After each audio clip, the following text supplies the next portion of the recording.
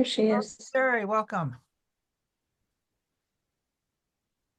So since Ethel can't make it this week, I think we can go ahead and get started.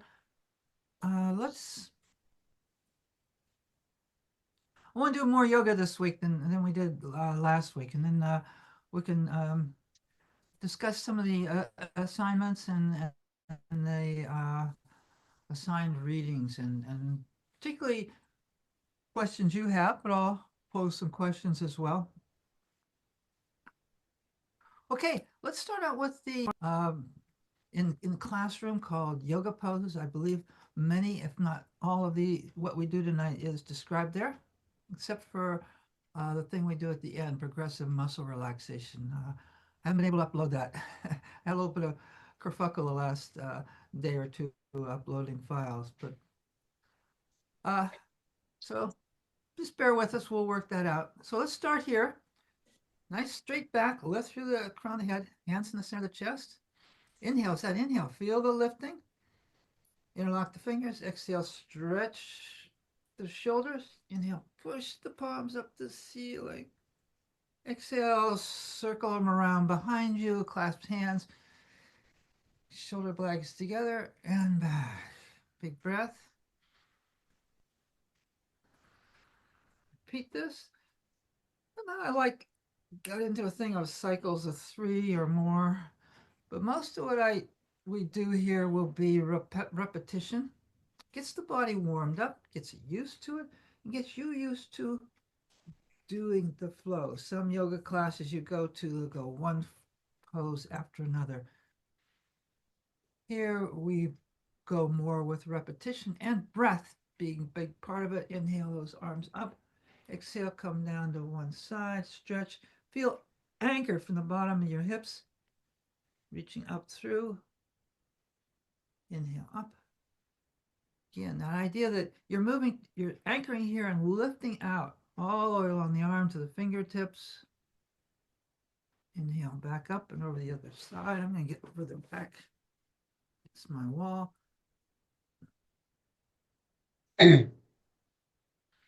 Big breath. Move with the breath. Breath goes deep in the belly. Exhale completely. This time, come over and hold. As you hold each inhale, check your alignments. You might be tipped forward a little bit. Just a little rotation through the belly brings one shoulder over the other. Exhale, you open up a little more. Align on the inhale. Exhale, open. Again, that anchored from the bottom of the hips and lifting out, reaching as much as you feel. Feel good. Feel like you're stretching it out. Inhale up. Same thing over the other side.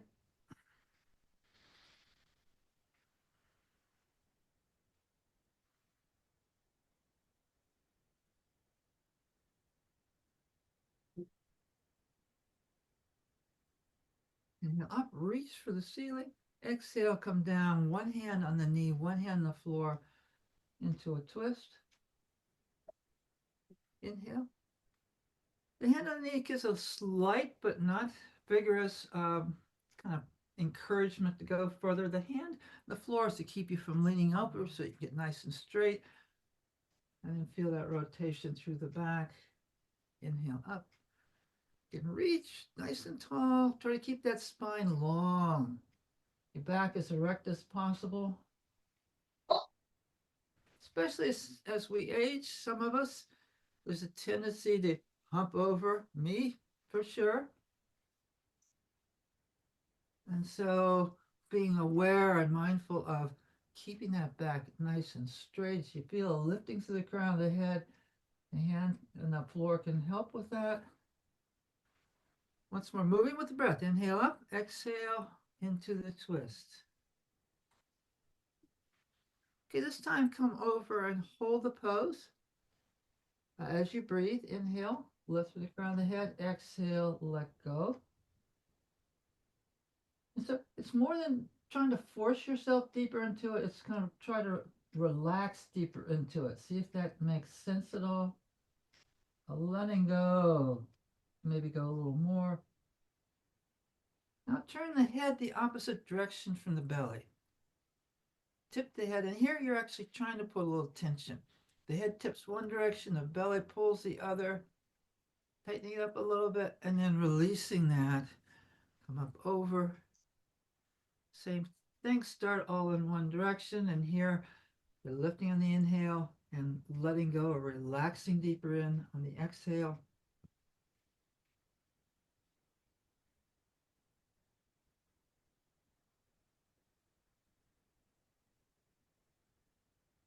And now this tipping the head the opposite direction.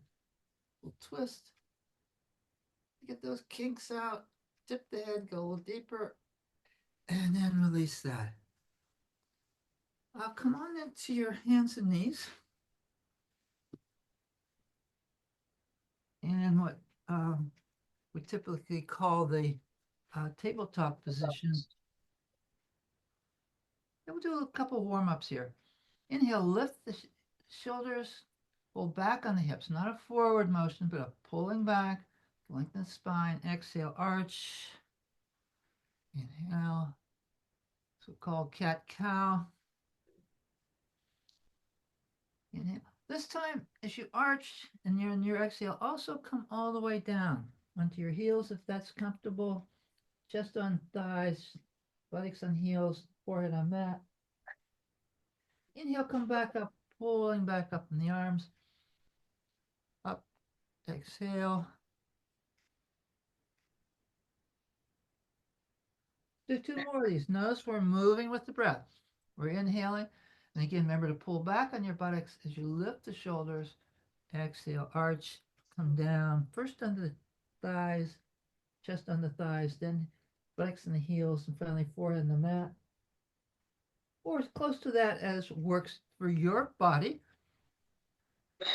And back. And remember, don't, please don't judge your body.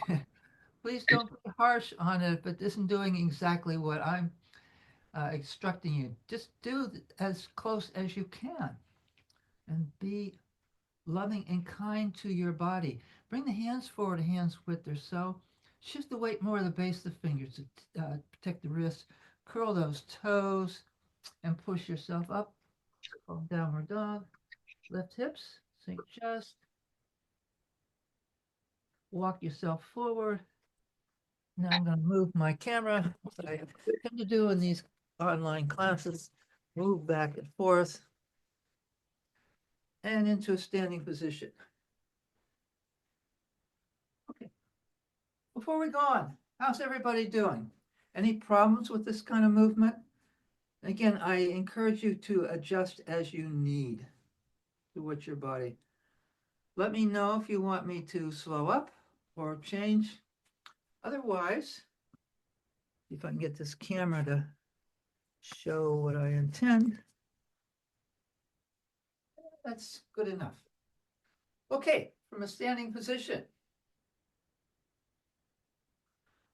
Imagine those feet are like roots of a tree going down into the floor beneath you and through the mat, or whatever you're standing on. Imagine bringing the shins together. They don't move. It's what's called an isometric, same metric distance. You're putting tension, but you're not moving. Lift the kneecaps. Rotate the thighs outward a little bit as you pull up from the tailbone. Pulling the pubic bone really up. And bring those thighs back in. What you're doing is stabilizing the lower back here, the back of the hips, called the sacrum, that part of the spine. We're going to go into anatomy more next week. Inhale, exhale, pull the navel in and up. So like shh motion. And again, this is stabilizing the lower back. Shoulders up and back, buoyant and loose. Upper arms outwards. Elbows down. From the elbows down, rotate your arms inwards so the upper arms are still outwards, opening the center of the chest, spreading the fingers. Lift the collarbone, bring the lower ribs in. Again, feeling a lengthening of the back. Chin level and throat to the back of the neck. Maybe I'll demonstrate from the side. And feel like a string is pulling you up from the crown of your head. So you're lifting but the feet stay rooted, grounded. And This is called the mountain pose, if I didn't say that. So like the mountain, you're rooted deep in the earth, but the peak is above the clouds, you're uplifted. Just practicing this feeling of rooted has been shown to be helpful for anxiety. So just take the time, you're here, you're on this big, beautiful planet, you're connected, you belong here. Just those ideas can help anxiety, amazingly enough. The other quality I want you to consider the mountain that's in your body. So the mountain's an enduring presence. Stands through snowstorms, hail, rain. Those of you in the Asheville area know that. Fires can sweep over the mountain, but the mountain is still there, still exists. So every day in our lives, we have emotional ups and downs, traumas, but we're still here. We're an enduring presence. Like the mountain, we are an enduring presence. We're strong, we're grounded, we're uplifted, and enduring. Okay, from there, inhale up, exhale. Yeah, I'll be a mirror for you. Bring the left hand down, stretching the right side. Hold the breath out. 6 or 8 seconds. And the pose. Inhale up. Big breath deep in the belly. Exhale over. Again, hold breath and pose. Let it count as 6 or 8. Inhale up. I'm going to tip to the side to show this. Fold forward, not from the hips. Try to fold from the waist, keeping the back long as possible. Come down as far as you can come. Maybe it's at your shins, maybe it's your toes, maybe you can get the palms. It doesn't matter. Just fold down, holding that breath out. Inhale back up. Recapture the mountain. Lifting the tailbone, throat to the back of the neck. And on an inhale, up, open the belly, open the chest. Slight back bend, not too far, but the feeling you're opening the belly, opening the chest, remaining grounded, stable at the hips, lifting the pelvic floor, and not throwing the head back so far. And then release that breath. Any questions? Just interrupt me at any time if you need me to explain something further. Inhale up. Repeat. We'll do 3 of these. 3 rounds, that is. Exhale over, hold. Again, count of 6 or 8. Inhale back up. Exhale over, hold.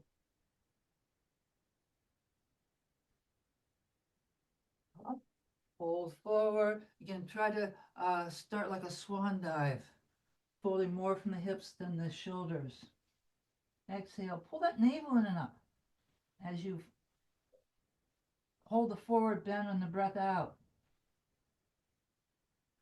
Inhale up, ground those feet, lift pelvic floor, throat to the back of the neck, then inhale into back bend, holding breath in,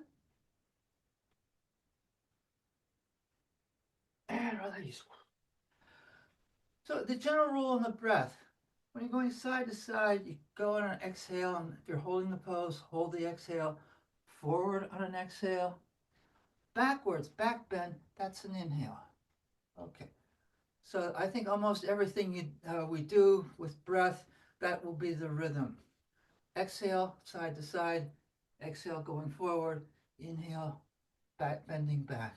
Okay, once more, inhale up, reach the ceiling, exhale again. Doesn't have to be complicated, but just keep mindful. Keep your presence on the sensations you're feeling. Exhale. Remember, you're grounded from those feet, lifting up out of the pelvic, the hips. Holding breath out. Inhale up, reaching for the ceiling, folding forward. Lift hips, sink chest. Inhale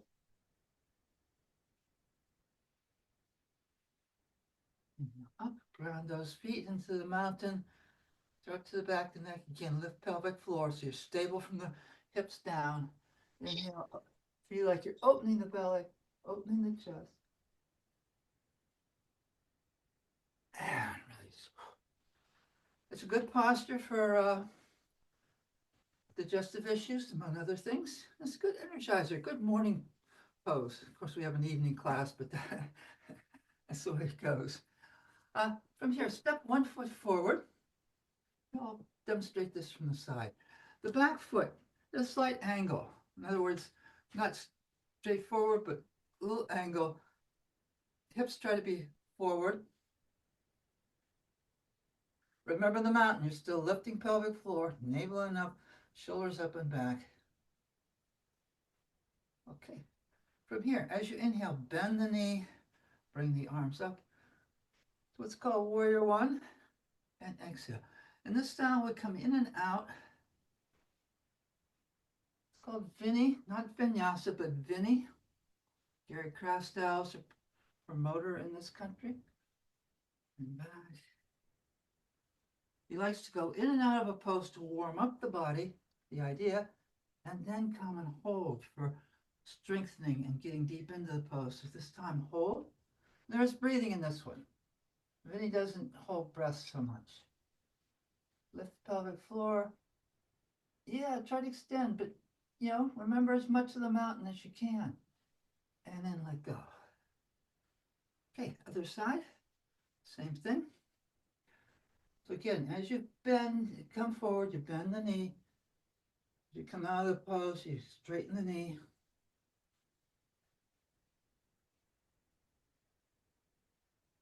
And again, work within the limits of your body, what your body wants.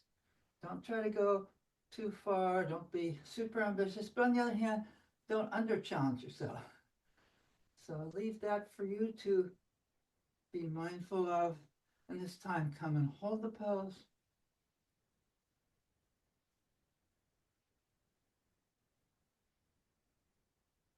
And release. Okay. Actually, come on back the other side into the warrior one, but we're going to do a variation. In this variation, bring the hands right here, center of the sternum, right between the breasts. As you inhale, bring the arms, wrist over elbows, bring the shoulder blades together, opening the chest, exhale back. So this is obviously working on the upper back, the shoulders. Same idea though of in and out and then hold. We'll be doing variations of this later in the course. This time, come and hold.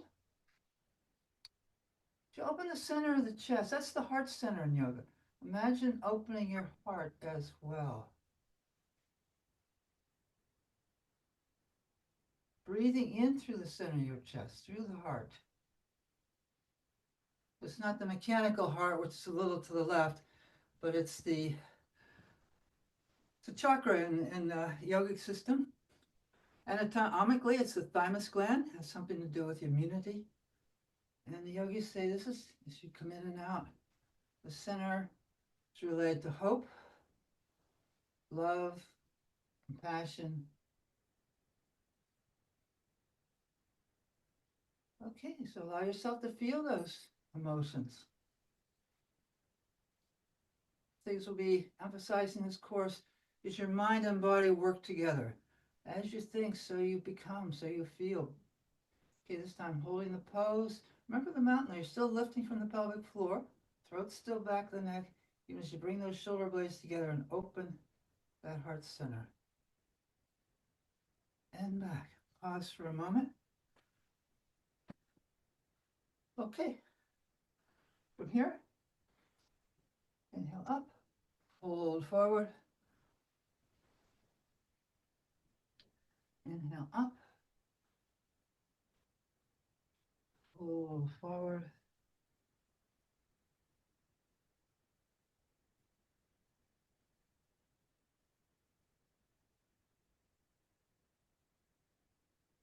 This time, stay forward fold, lift hips, think belly.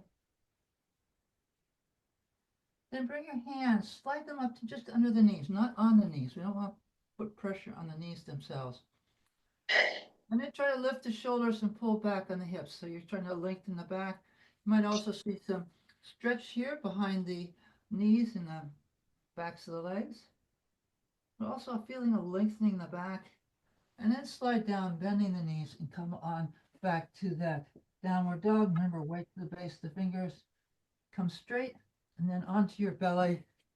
At this point, I'm going to move my camera again.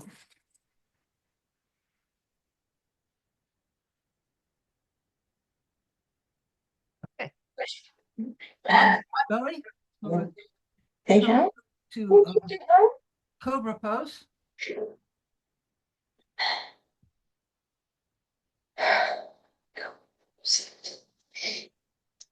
Okay, so how we're doing here. I think you can get most of me here. Right, okay. Maybe I turn my camera a little bit back. Yeah, like that. Okay. From here, start with your head on the floor. I'm lifting mine so you can hear me. Pulling back on the hands, feel lifting the shoulders, and just come as far as you can without pushing. Hold. There's a half cobra. Point the toes. Activate your thighs. Then come down slowly. Try to feel different parts of your back. Once again, half cobra. Pulling back in the hands, lift shoulders. Come up slowly. Hold the pose and the breath held in. Remember, there's a back bend. And back. The reason I like to start with a half cobra is we tend to be very flexible from the neck and about here in the mid back. So if we go fast, you're only bending from a few places.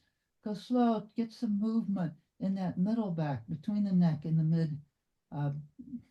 Really the transition between the upper back and lower back. Breath in and out. So inhale, pull the shoulders, come up again slowly. Only when you can't get any further, then push in to lift the lower ribs and the belly. Hold breath, hold pose.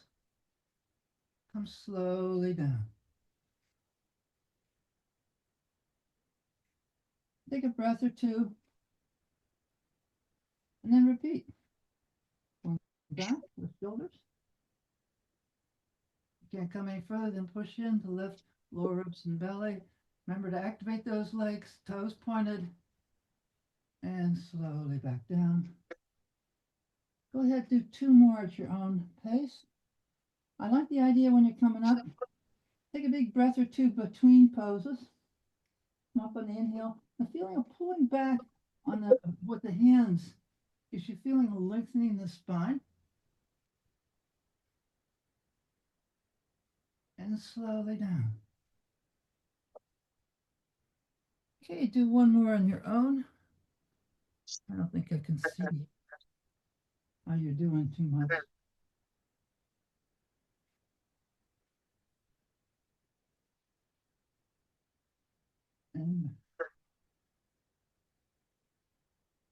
And push yourself up.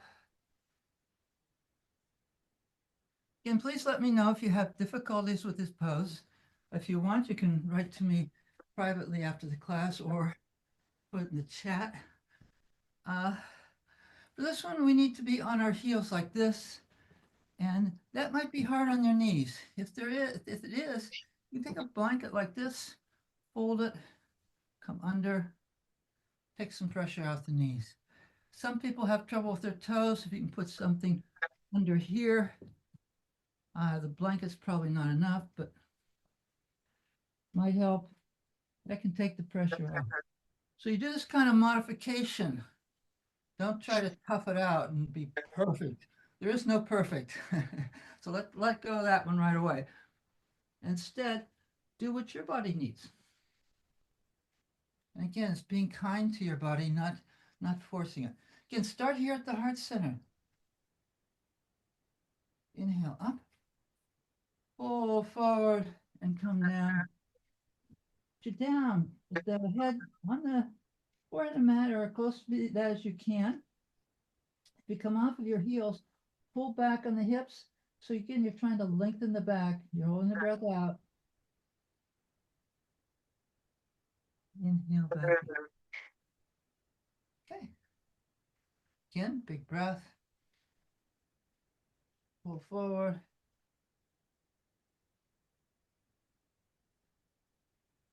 The hold here is about 6 or 8 seconds. Up, held out. And back up.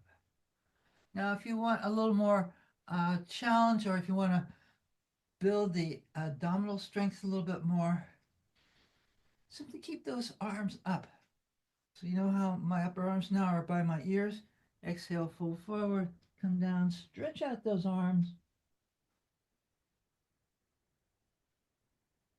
And try to keep those arms up by the ears as you come up. That forces you to use the muscles in your abdomen to lift. In doing so, you're building strength. Now, of course, as you're coming down, don't fall on your face. If you can't keep them all the way up, maybe keep them part way down as you exhale and come down and stretch.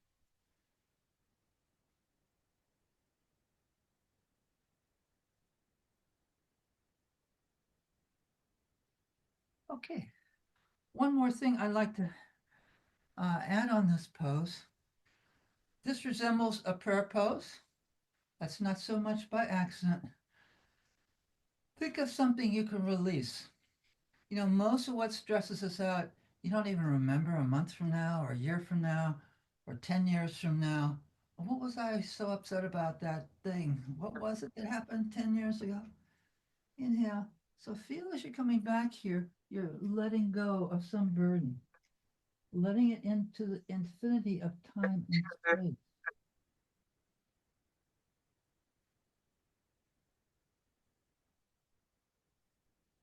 Inhale up and back. So notice we're doing more than just the mechanics of the pose. That's just the starting point. Also putting in the thought, letting go, releasing, trusting in the universe, or in God, or whatever your concept is.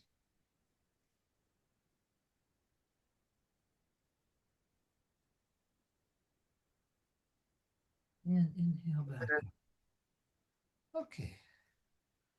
Um, the last thing I want to do tonight, come onto your backs. That's a relaxation exercise. We'll do other things as this semester goes, our course goes on. But for now, just relax on your back and close your eyes.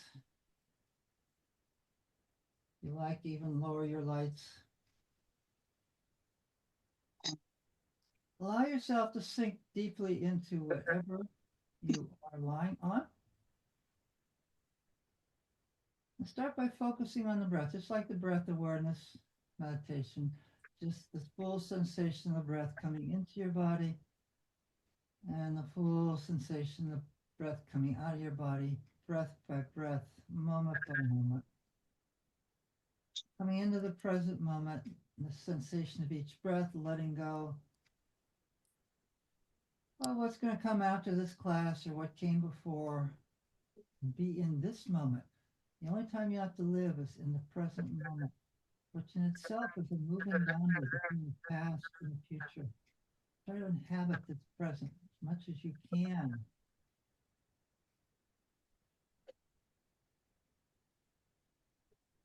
As you're lying here, bring your awareness to your feet, the soles of your feet, the toes, and your ankles. Now deliberately tense up the feet by curling and pointing the toes and turning the ankles inwards. Curl, point the toes, turn the ankles inwards. Feel tension through the soles of your feet, maybe the heel, the toes.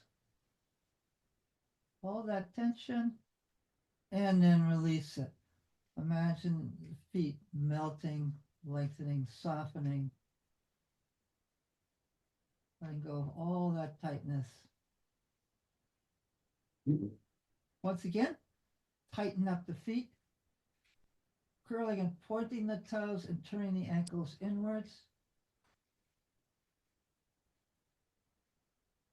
Keep firm tension tight. It's supposed to be tight, not a relaxation at this moment until you let go. Feel the soles of your feet lengthen and soften, toes uncurl. Just let go of any remaining tension. Bring your awareness to your calves and shins and whatever tension you feel there. Whatever sensations you feel. Let me correct that. Now deliberately tighten up the calves and shins by lifting the knees. The ankles or the heels stay on the floor. Just lifting the knees and pulling the toes towards you. I'm sorry, just pull the toes towards you, heels away from you. Try not to tighten the feet, but just pulling away. Feel the calves in particular tightening up. Hold that tension and then release. Let that go. Take a deep breath here or two. Once more. Pull the heels away from you, toes towards your knees. Tighten up the calves.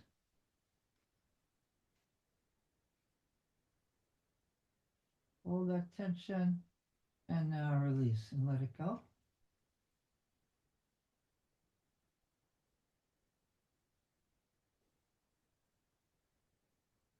Bring your awareness up from the, almost as if your calves and your feet can disappear. Bring your awareness to your knees and your thighs up to the hips. And whatever sensations you're feeling, particularly in the thighs.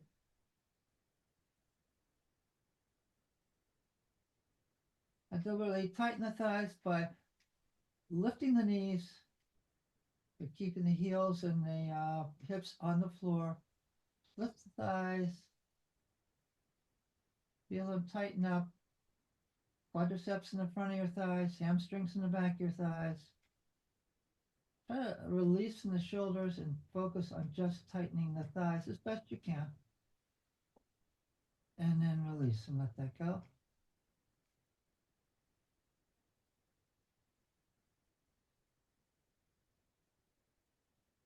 Once more. Tighten the thighs, lifting. I feel them tense up. Front of the thighs, the back of the thighs. And then release. Let that go. Bring awareness up to your hips. Whatever sensations you're feeling in the pelvic bowl, the back of the hips.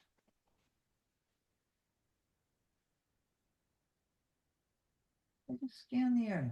What do you feel? What sensations are there? Non-judgmental awareness. And then lift from the pelvic floor. Feel the tight, maybe around the sacrum, tighten up. You're engaging the glutes, so tighten the glutes up. And then release, let that go. Deep breath, just let it relax. Feel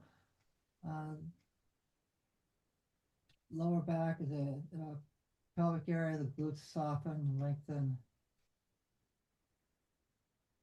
Once more, tighten, lifting from the pelvic floor, just like in the mountain pose, but also tightening the glutes. It's the muscles in the back of your buttocks. And then release and let that go.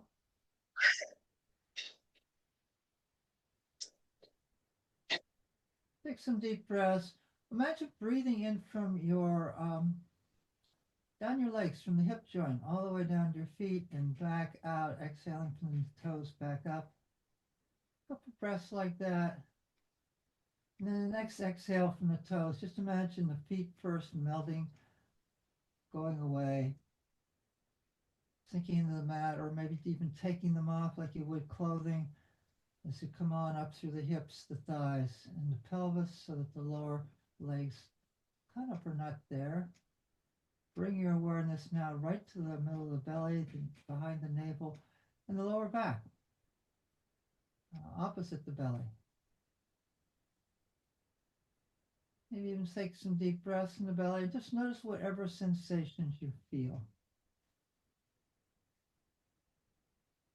Now, really tighten up the belly. As if somebody's going to hit you in the stomach. Maybe not super hard, but enough that You don't want to be caught unprepared. So you're tightening up that belly, the lower back. Feel a little tighter. And then release. Let that go. Again, deep breath into the belly. Feel it rise and fall with each breath.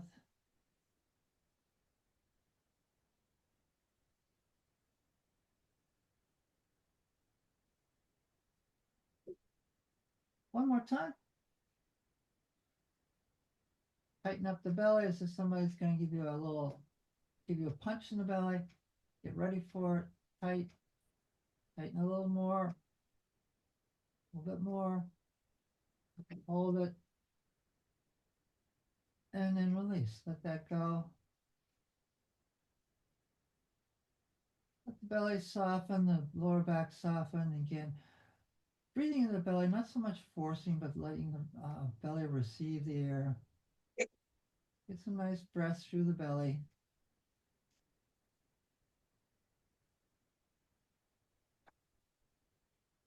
And bring your awareness to your chest, your ribs, and behind the shoulders, the shoulder blades, the lower, upper back.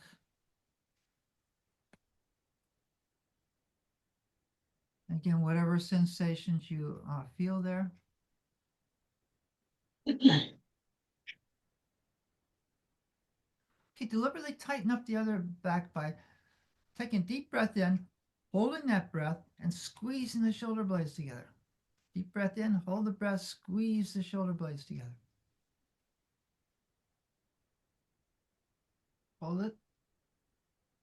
And then release. Let that go. Let all that tightness go. This time you can breathe gently through the chest, letting it rise and fall with each breath.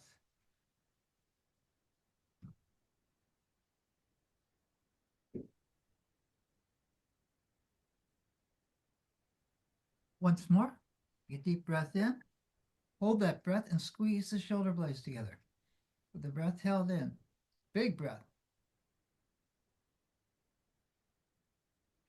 Feel it tightening up through the ribs, the shoulder blades.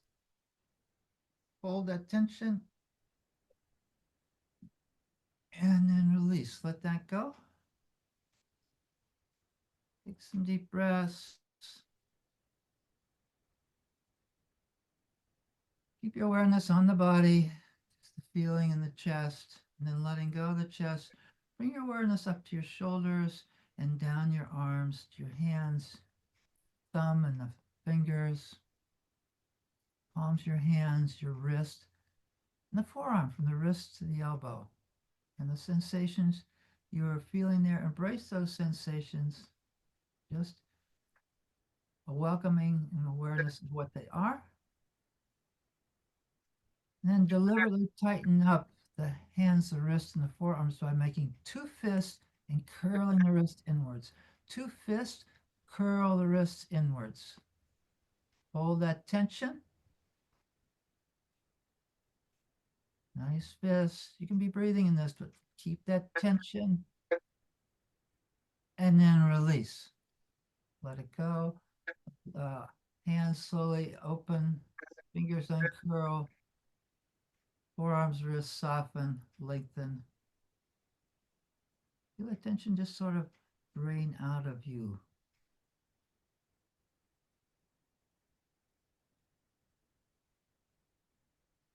Once again, make two fists and curl the wrists inwards. Tighten those fists up, curl the wrists a little more. Really feel the tension. Tight, tighter.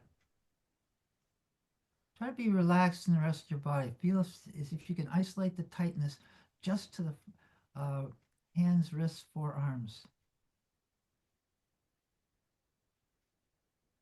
And then release. Let that go. Fingers slowly uncurl and open. Hands, wrists soften. Forearms soften, lengthen.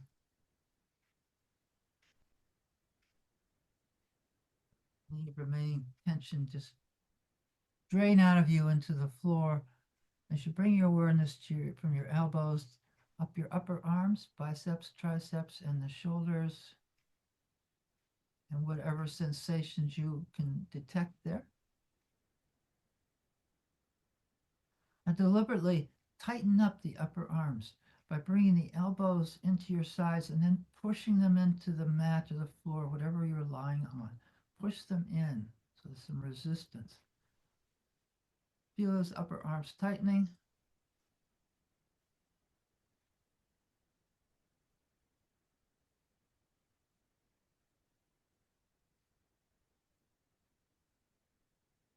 And then release. Let that go.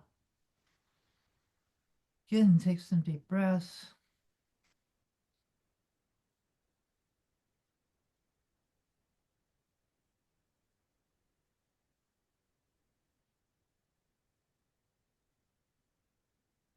Once again, bring those elbows into your sides and push them into the floor or whatever you're lying on into the floor. Hopefully feeling the upper arms tightening.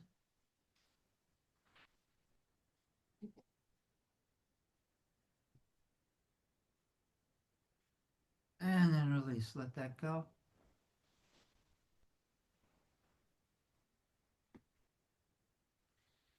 Take some deep breaths. Imagine again breathing in from the shoulders down to your fingertips, the fingertips back out for a couple of deep breaths, just like you did with the legs.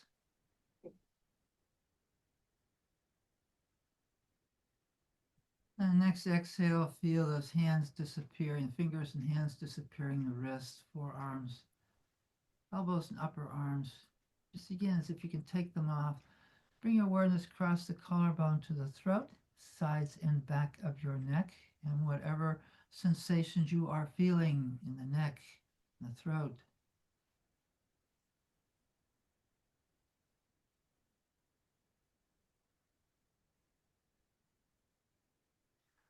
Now, deliberately tighten up the neck and throat by bringing the chin toward the collarbone, but resisting that movement and pushing your head into the mat or whatever your head is lying on, the back of your head.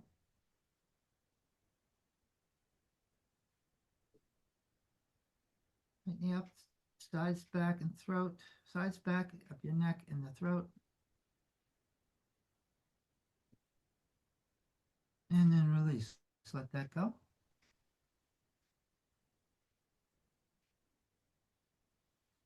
And just take some nice, slow, deep breaths. Just calm, don't force it.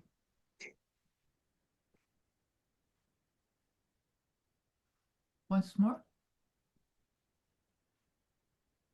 To really tighten up the throat and sides and back of your neck. Tip the chin forward. Push into the whatever you're lying on, the back of your head into whatever you're lying on as you tip the chin toward the collarbone, but resist.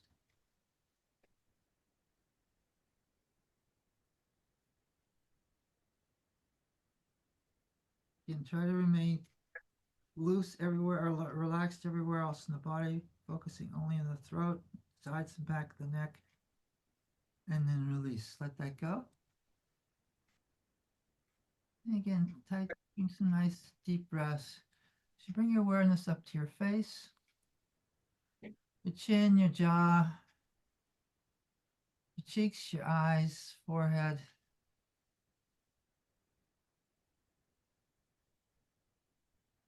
Whatever sensations you're feeling in the face. The face is a very expressive part of the body.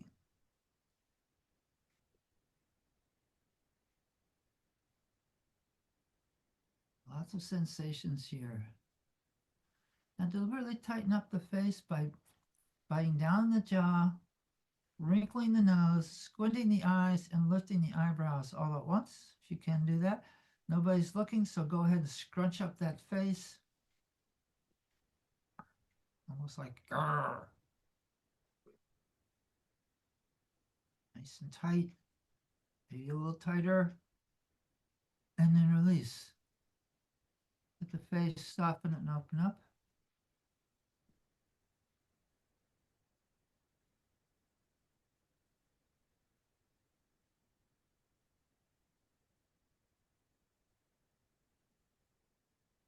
One last time. Tighten up the face. Biting down, Your teeth in the jaw, wrinkling the nose, squinting the eyes, lifting the eyebrows. All at once. Feel the face tighten up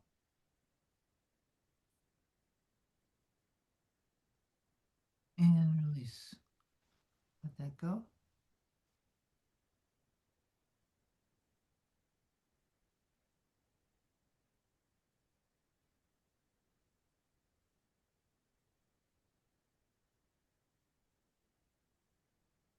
Now just let yourself lie here, feeling each breath coming in, each breath coming out, almost like waves of the ocean on a soft, gentle surf, not a stormy day, but a nice, soft, gentle day. Breath comes in, pauses a moment, and then comes out. Your whole body maybe just sinking into whatever you're lying on. This gentle rhythm, let us feel a sense of peace that goes beyond your thoughts, beyond your feelings, just a sense of stillness, peace, relaxation, maybe light.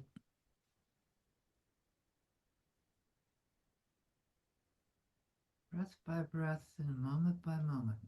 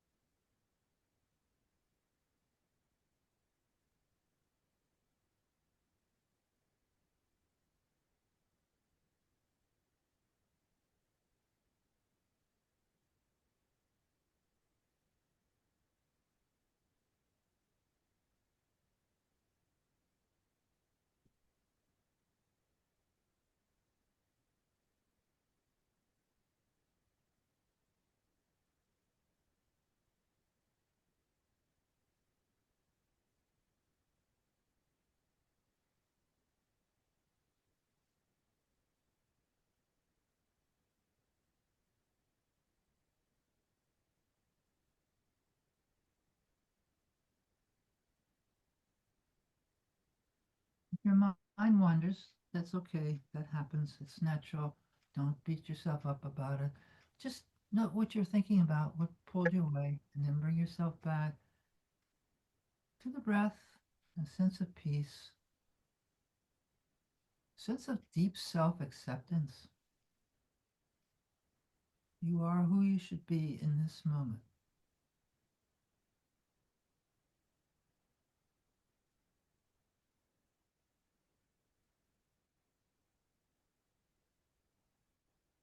Accepting your body, accepting your mind, accepting your emotions, just the uniqueness of being you.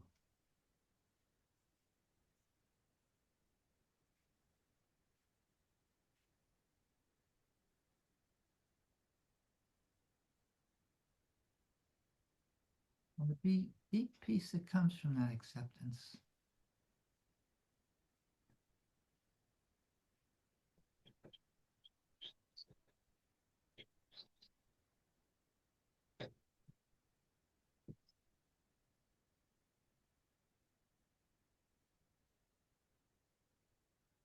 Okay, let's bring our awareness back to the body. First, maybe start with the face, letting yourself smile. Back down to the throat and the neck, sides to back of the neck, and just maybe gently rock your head back and forth. Then your awareness to your shoulders and down those arms, waking them back up. Forearms, elbows, upper arms, elbows, forearms, wrists, hands, and fingers. Move the fingers a bit. Get some movement there. Deep breath into the chest. Let the chest expand and let that breath go all the way down the belly. Belly rises. Exhale, fall back down, belly and chest. A couple more deep breaths like that. Then bring your awareness into your hips and pelvic area. And from there down the thighs to your knees. From your knees to your calves and shins to the ankles. And your feet, soles of feet, tops of feet, finally the toes, move the feet, move the legs, move your arms. Doesn't have to be big movements, just get them going.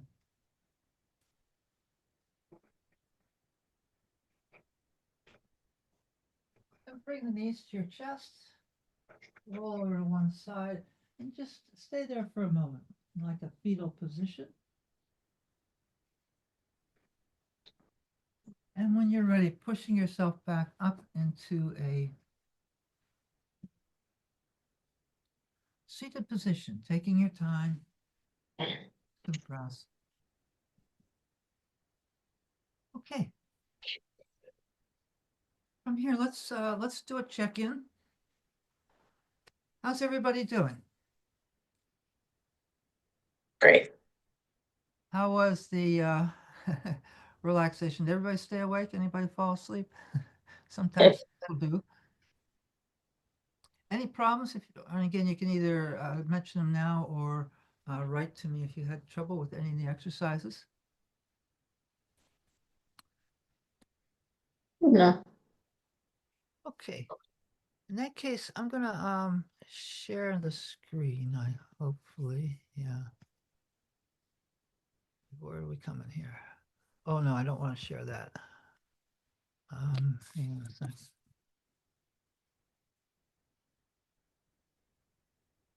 Classroom. Okay. Maybe I'll start with stream.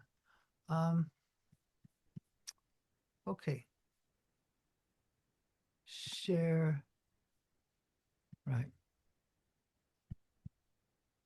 Okay, so here's our web page, the stream, and some messages. The Zoom link is up under here under stream.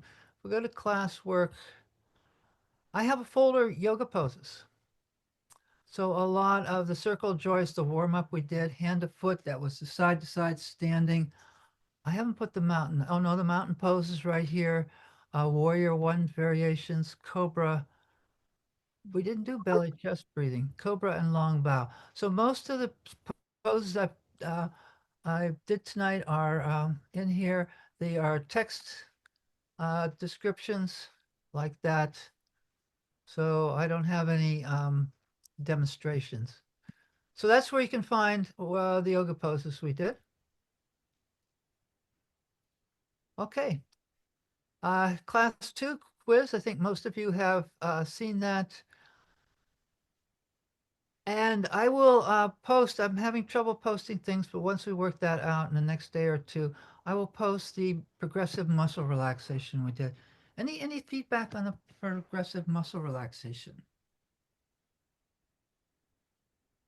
No. How'd it go? Just what I needed after a whole day sitting in front of a computer. Good.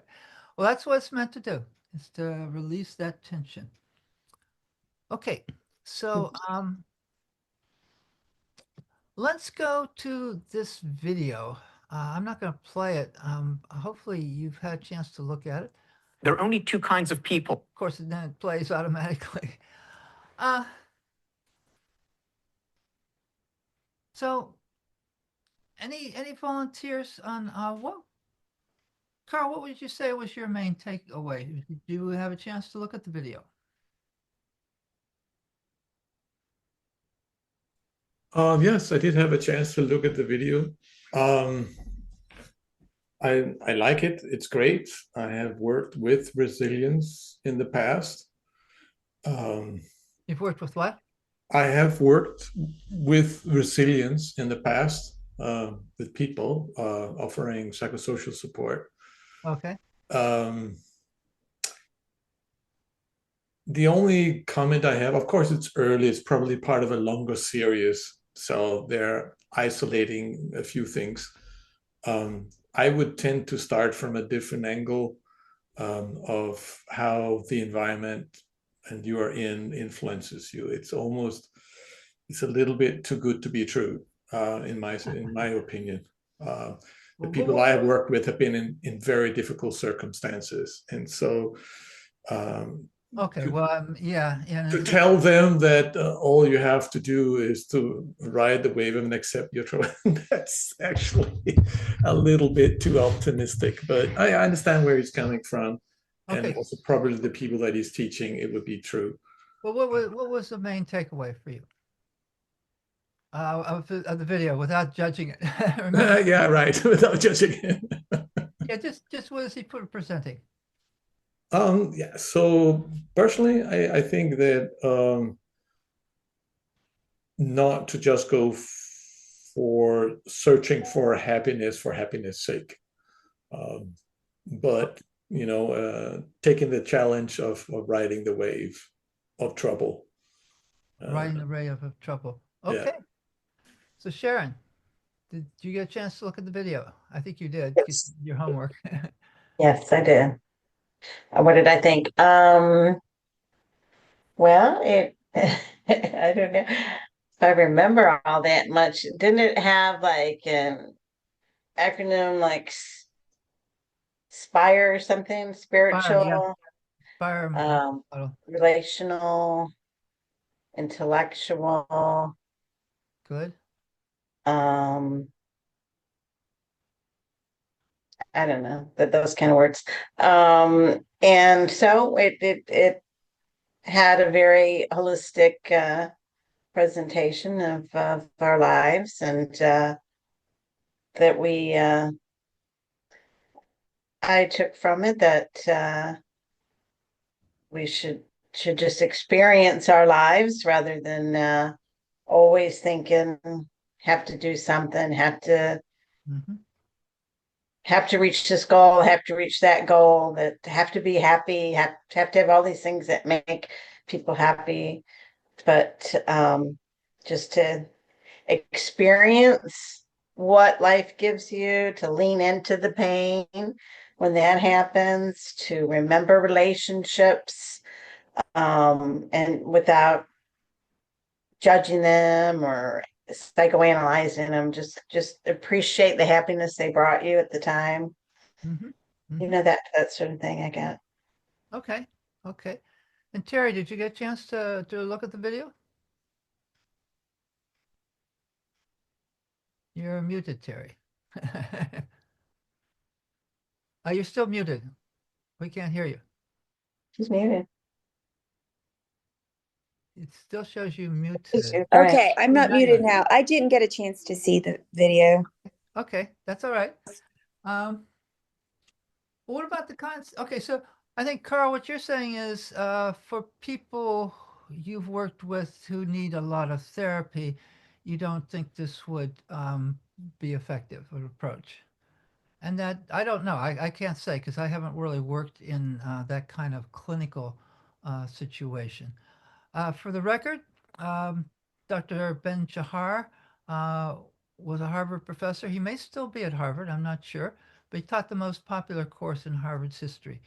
Harvard, of course, has some very ambitious students, and they're all very uptight, or a lot of them. I shouldn't say all, but they feel a lot of pressure. They're supposed to be good, that's a lot of pressure when you're supposed to be the brightest and all. And everybody on the campus is supposed to be.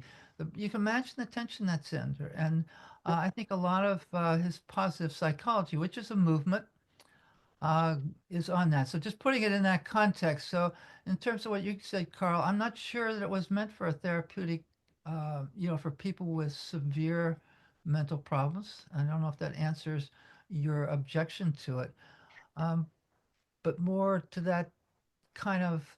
Uh, there's an epidemic of anxiety, and I think this is a lot of what we're doing in this work. I'm certainly not trained as a therapist, but there are some tools that can help with anxiety.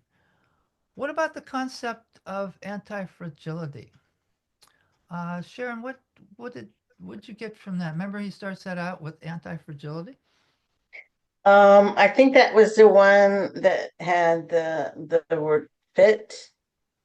What was that was no, that was talking about exercise. specifically. Okay. So maybe that was That's next week. Fit is uh, next week. so anti-fragility. Um, Let me stop you there a moment. It's 8:01. Do we want to just go through this review for those of you who've seen it, and for Terry who hasn't had a chance to? Should we just go through it and then talk about it? it's hard to remember everything. I probably watched it a couple days ago. Yeah. Okay. So is that all right with everybody else, Carl, Terry, that we just go through it? Sure, that would be great since I didn't get a chance to look at it. Okay. Okay, so the first words, there's only two kinds of people. who do not experience painful emotions. So he starts with two kinds of people who do not experience painful emotions. And who are they? The first kind are the psychopaths. The second kind are dead. In other words, all of us. There is a false understanding or expectation that a happy life means being happy all the time. No, learning to accept and even embrace painful emotions is an important part of a happy life, and the study of painful emotions is an important part of the field of happiness studies. My name is Tal Ben Shahar. I'm a student and teacher in the field of happiness studies. So again, the field is happiness studies, but the kind of paradox is to study happiness, we have to be able to face our unhappiness, our tensions, our tightness. Okay? And then he comes into the field of... And my most recent book is Happier No Matter What.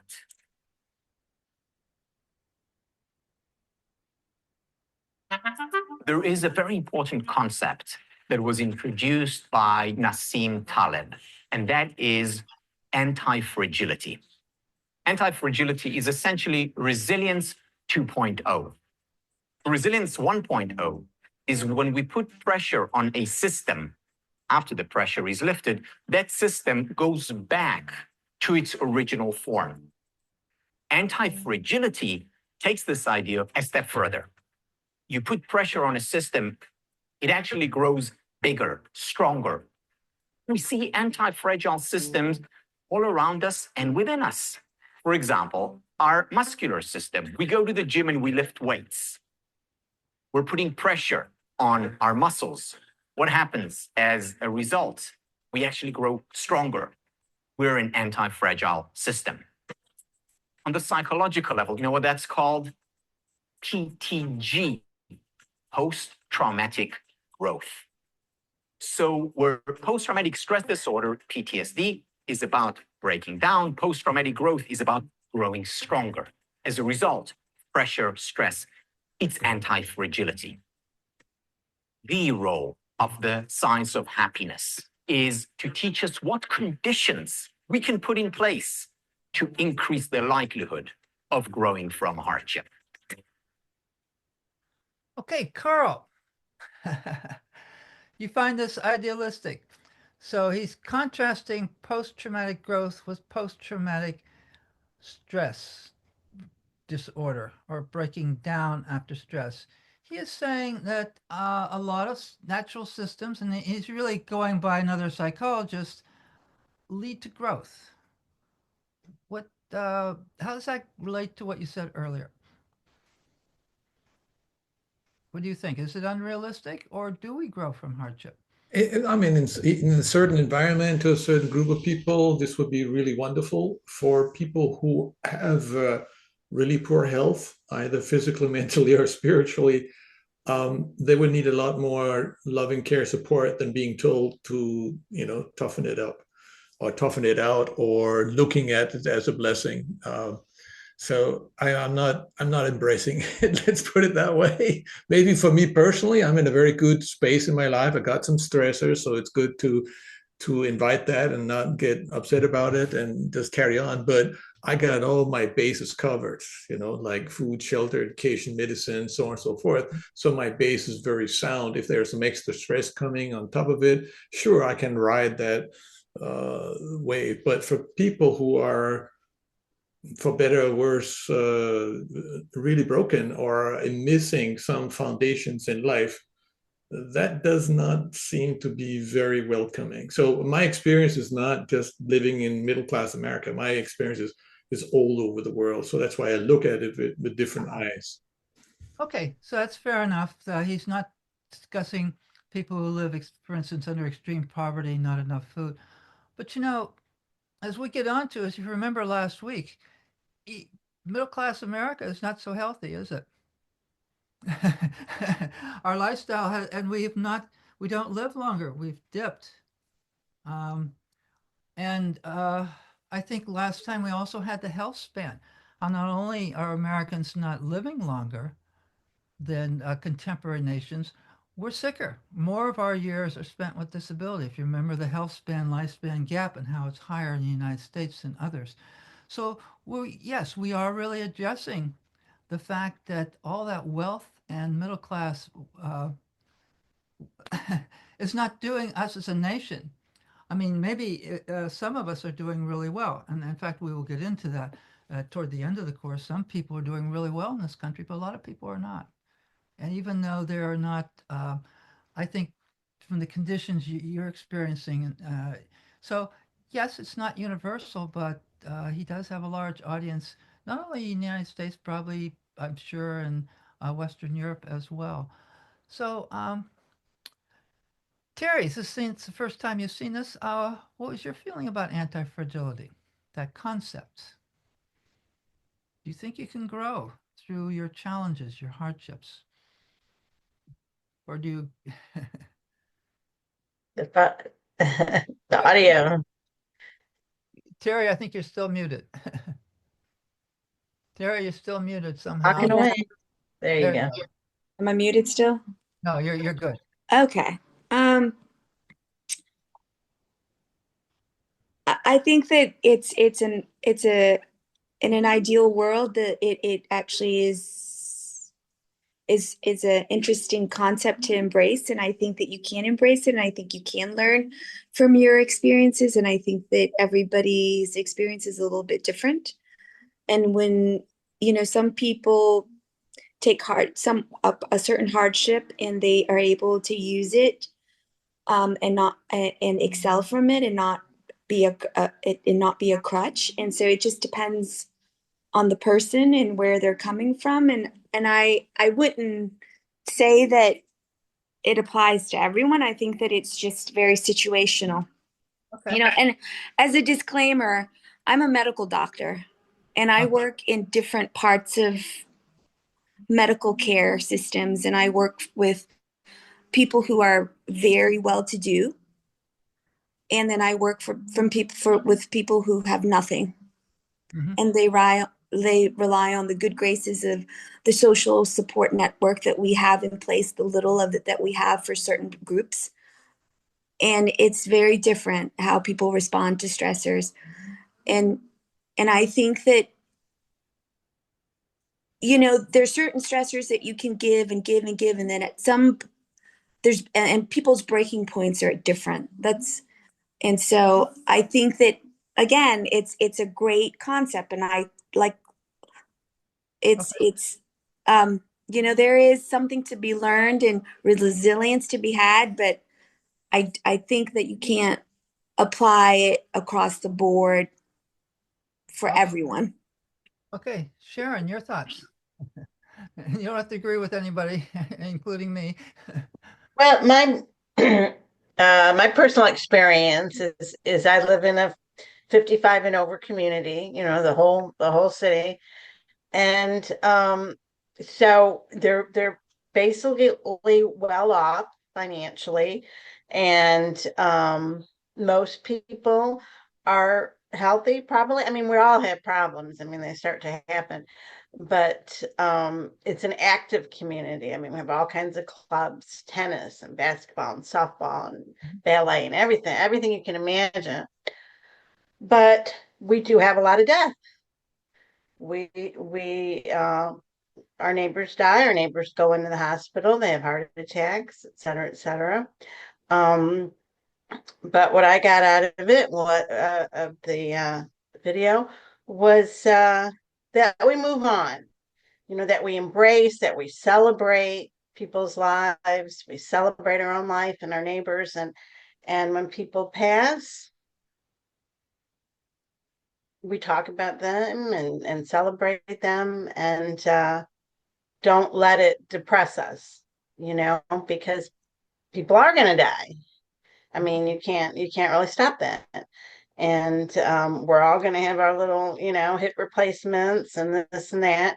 And we just have to embrace it and do what we can and move on. And I don't know, that's my experience. Okay, so fair enough. So I think there's a feeling that yes, we need to go on, and there's some thinking that this might be a little over idealistic. So what he says next, though, is the role of happiness studies is to, well, I'll let him say it. Now, there is a paradox. Well, no, he said the role of happiness studies is to research or discover what conditions we can put in place to enhance the likelihood of anti-fragility. So he's saying anti-fragility, remember, his concept here is not, oh, it should be a good thing, but it is, he's arguing that's part of nature. And he uses the example of the muscular system. If we never use our muscles, they degrade. If we exercise, they get stronger.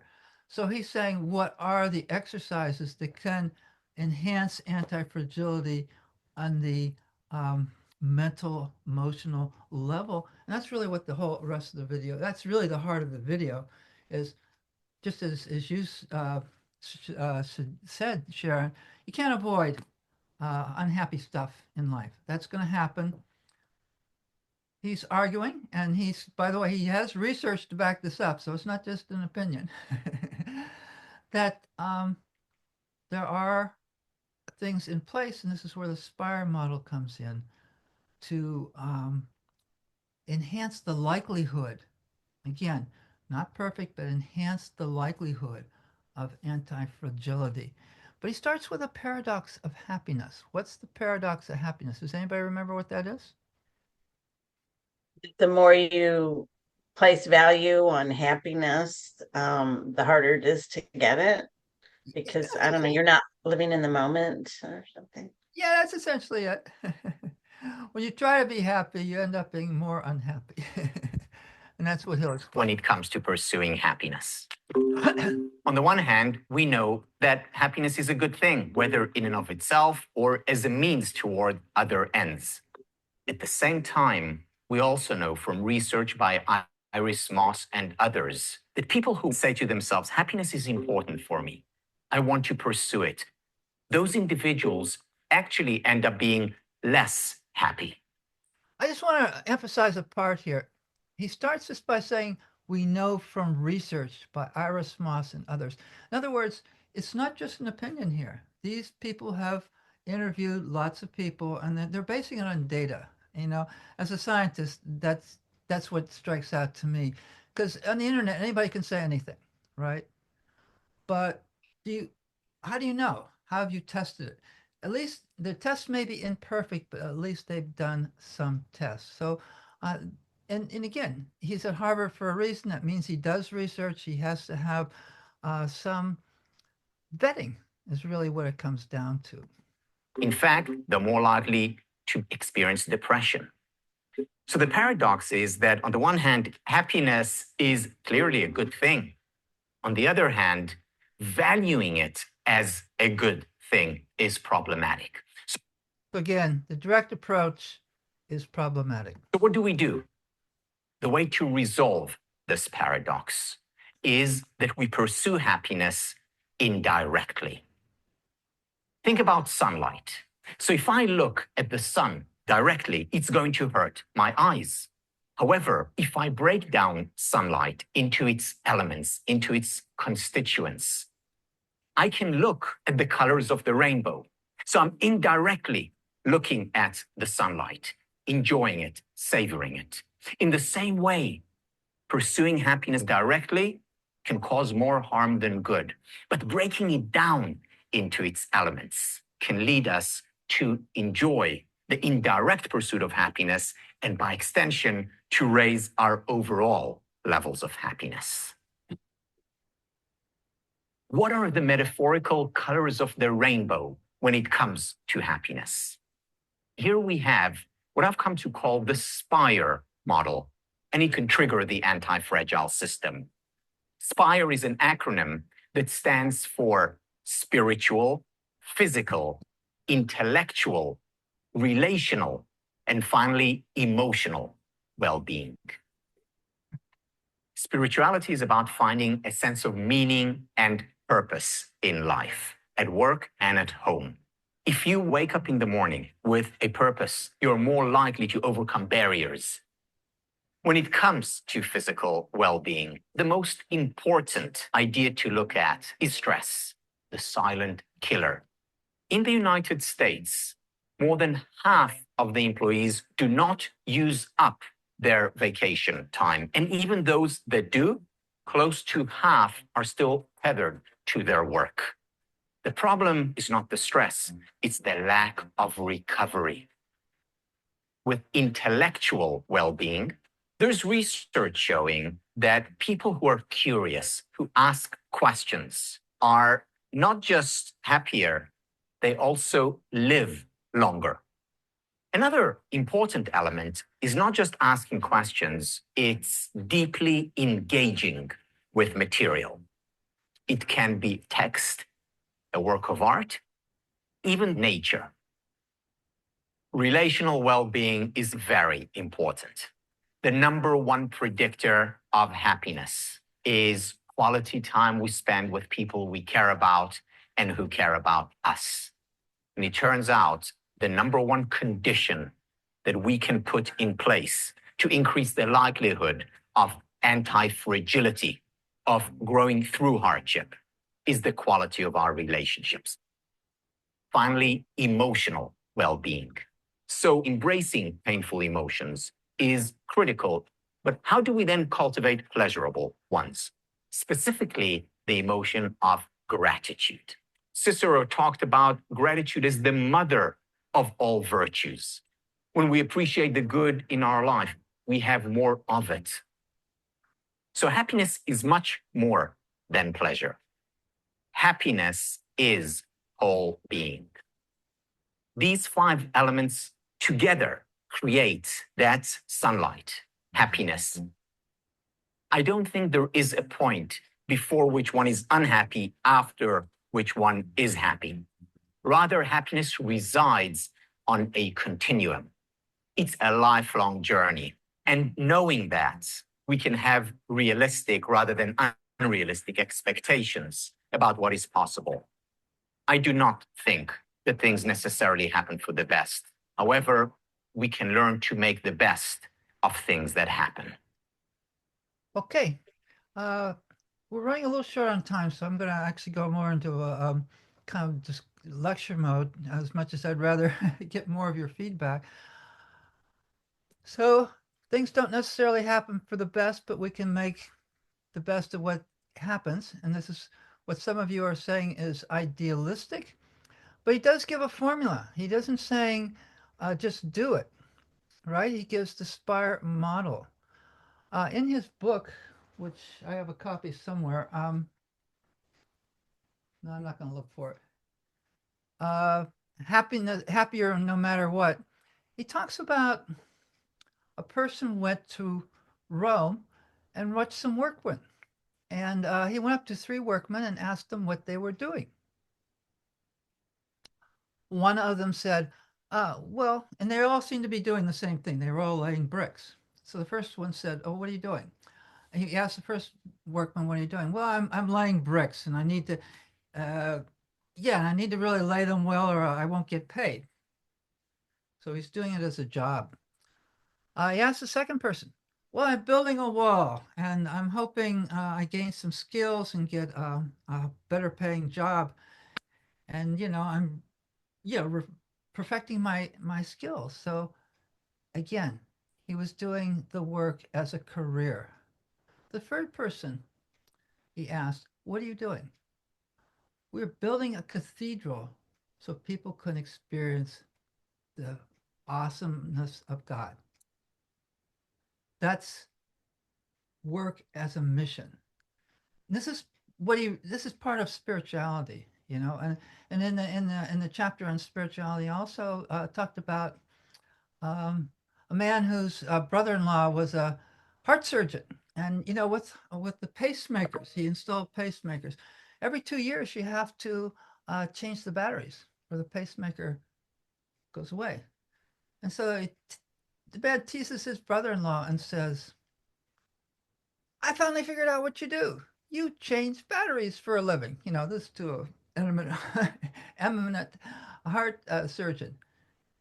But the heart surgeon looked at him kind of seriously and said, "You're right. There are days when I change batteries, and there are days when I save lives." So what does this say about the attitude we do in our daily lives? Anybody want to chomp on that?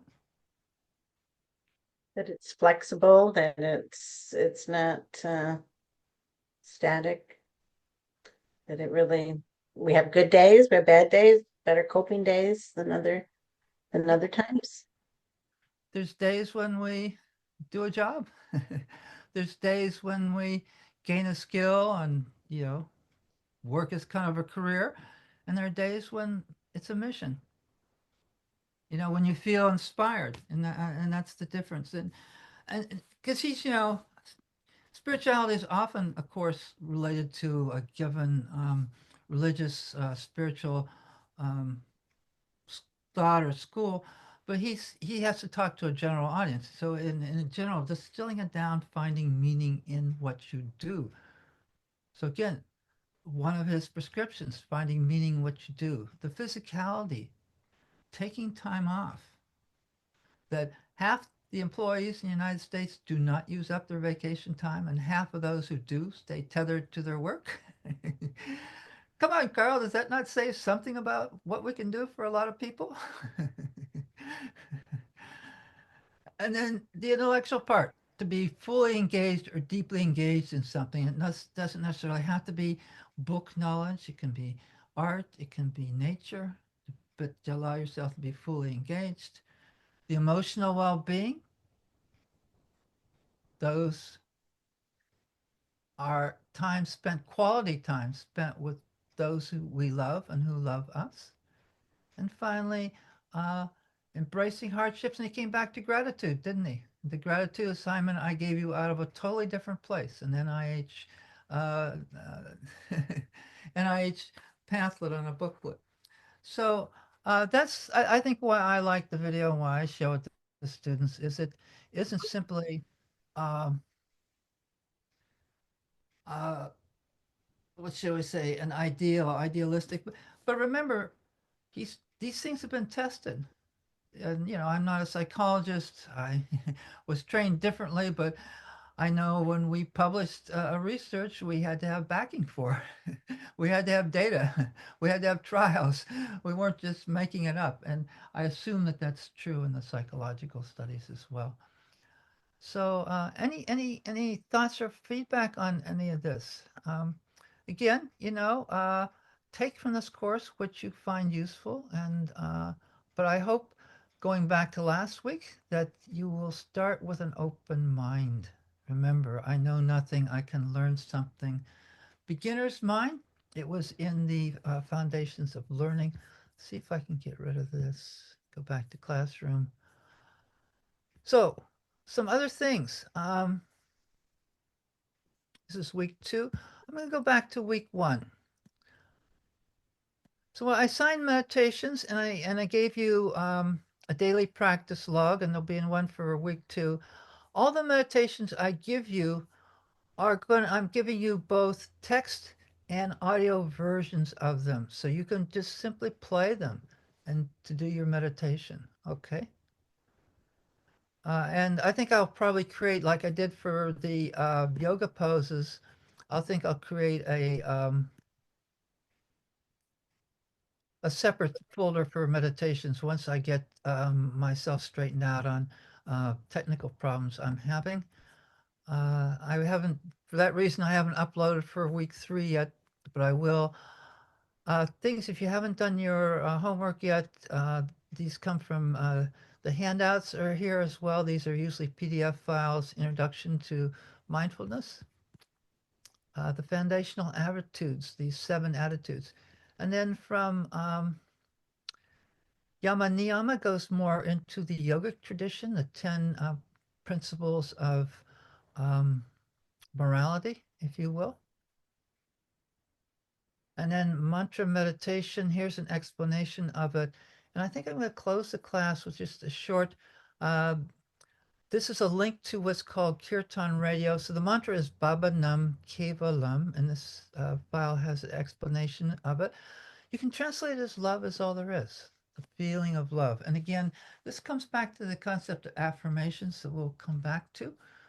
What you repeat over and over in your mind, it directs your mind. You know, thoughts have power in the mind.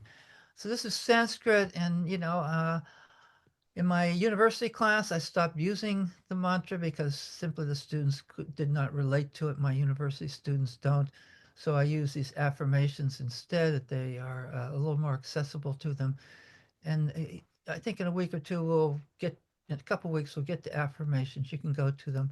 But I think I'd like to close the class with just a short sharing of this. I think I'm still sharing the screen. You can see this, right? You can see all these? Okay. Mhm. All right. So we come here, it's on the air, then you have to, of course, click the sound.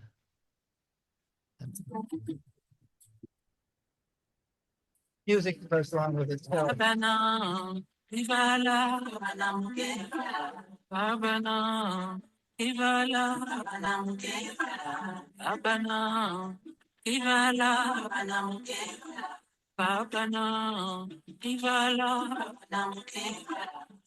Just feel the sound.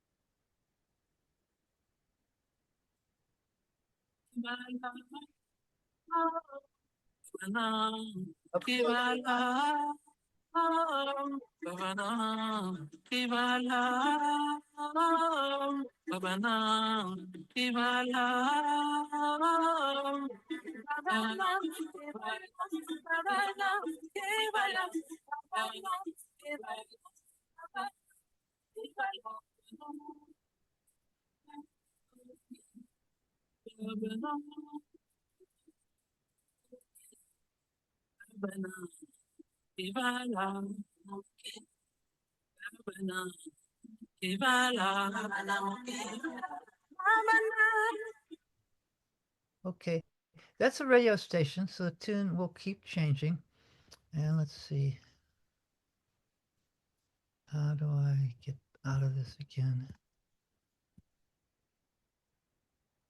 Okay. I'm going to just stop sharing for a moment. So that's it. I will be posting both a text and audio version of the progressive muscle relaxation that we practiced tonight. That's where you tighten and release. And next week we'll get into something called the body scan, which in the mindfulness-based stress clinic is an important part. And again, another one concept that's coming out of that is the body and the mind are related. What you do to the body has an effect on the mind. What you have in the mind has an effect on the body. The two are interrelated. That's where these practices come from, particularly the body scan, and why the yoga poses are so helpful to people.